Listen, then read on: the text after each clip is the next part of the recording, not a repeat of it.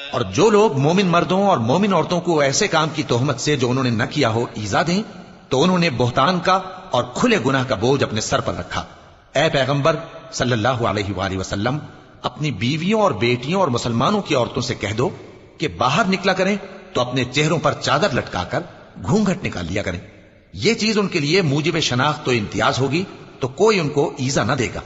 اور اللہ بخشنے والا ہے، مہربان ہے۔ اگر منافق اور وہ لوگ جن کے دلوں میں روگ ہے اور جو مدینے کے شہر میں بری بری خبریں اڑایا کرتے ہیں اپنی حرکتوں سے باز نہ آئیں گے تو ہم تم کو ان کے پیچھے لگا دیں گے، پھر وہ تمہارے پڑوس میں نہ رہ سکیں گے مگر تھوڑے دن، وہ بھی پھٹکارے ہوئے،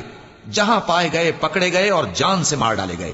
جو لوگ پہلے گزر چکے ہیں ان کے بارے میں بھی اللہ کی یہی عادت رہی ہے، اور تم اللہ کی عادت میں تغیر و تبدل نہ پاؤ گے۔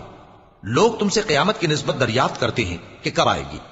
کہہ دو کہ اس کا علم اللہ ہی کو ہے، اور تمہیں کیا پتا، ہو سکتا ہے قیامت قریب ہی آ گئی ہو۔